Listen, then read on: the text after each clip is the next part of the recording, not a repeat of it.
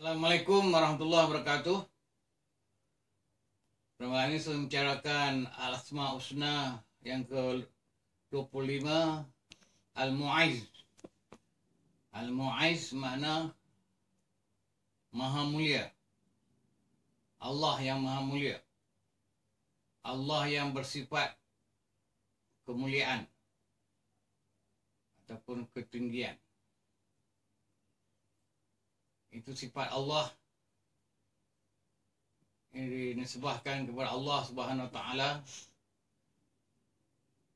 Maknanya Tuhan yang melakukan suatu perkara yang mulia, perkara yang baik untuk kesejahteraan umatnya atau manusia.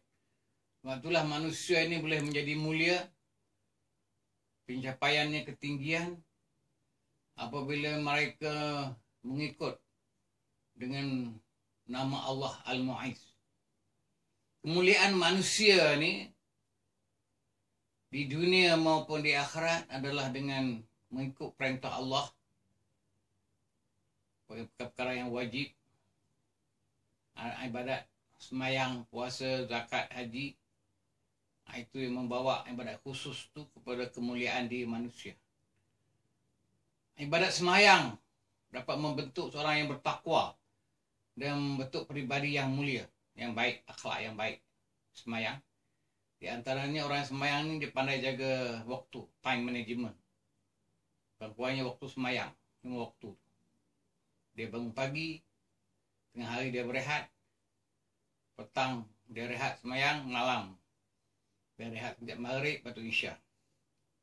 Maknanya ini ada time untuk manusia ini, ada masa rehat.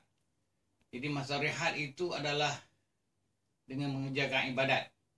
Melalui ibadat semayang itulah manusia dapat bersyukur kepada Allah Subhanahu Wa Taala dan Allah mengangkatkan kemuliaan dirinya menghadapi masyarakat. Dia boleh terkenal seorang yang baik, orang yang bersabar.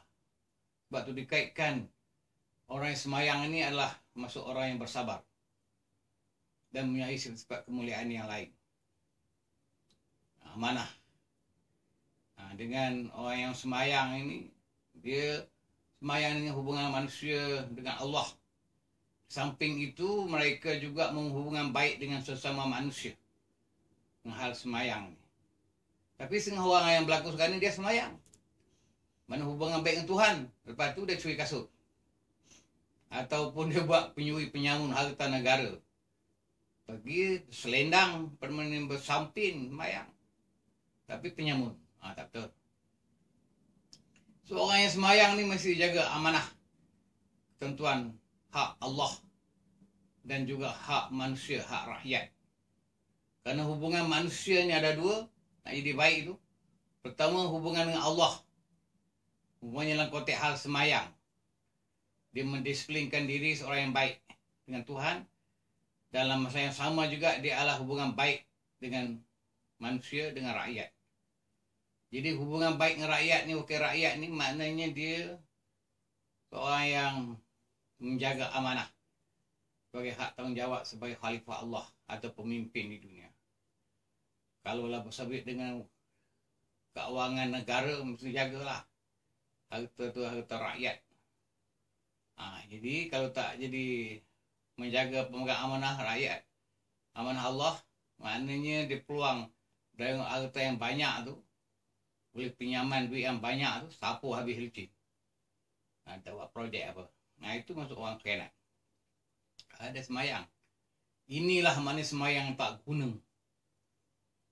Maknanya tak kesan pada jiwa seseorang.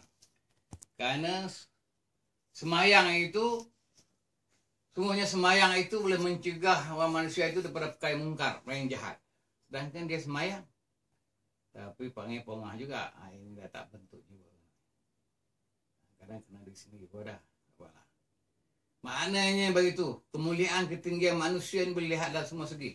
Dalam hal perkara ibadat khusus, semayang, puasa, membentuk jiwa seorang yang tahan lapar kalau waktu laparnya, dan melihat orang lapar macam mana orang miskin, dia simpati, dia sedekah. Zakat maknanya kemuliaannya dia ada harta lebihan, tanggungjawab memberikan zakat, orang kaya. Haji makna pergi menziarahi Baitullah yang selama ni duduk semayang, duduk menghadap Baitullah tak pernah lihat. Pergi haji umrah, tahulah mana Baitullah. Dan juga kerja-kerja dalam ibadat haji itu sebagai untuk melatih, membentuk jiwa seorang tu adalah bersabar dan bersedia menghadapi keadaan suasana yang berlaku dalam keadaan yang aman, damai. Kena bersabar. Kerja haji ni mana kena bersabar. Orang yang tak sabar, duduk kerja haji tu di Padang Arab, di Padang, duduk di Mina tu, satu bilik duduk 20 orang. Mau gila lah. Tak duduk dia. Orang biasa duduk satu bilik seorang, 20 orang, 30 orang isi, 40 orang. Duduk macam sardin tu, macam mana? Maknanya itu kena kesabaran. Bagi latihan jiwa, training. Ibarat haji itu training untuk menghadapi kesabaran dan juga melihat suasana masyarakat umat Islam yang ramai. Kalaulah dapat wujud kesatuan perpaduan umat Islam sedunia berikut ibadat haji pada zaman Nabi Adam AS yang terdulu merupakan ibadat politik. Selepas daripada kerja ibadat haji itu, umat Islam dapat meneroka membangun pembangunan kota-kota yang ada di dunia. Sebab dalam sejarah dunia ni Islam dah merintah dunia berabad-abad lamanya. Tapi tak cerita di sinilah. Ini kita mau ayat kemuliaan. Wabillahi taufiq wal hidayah. Assalamualaikum warahmatullahi wabarakatuh.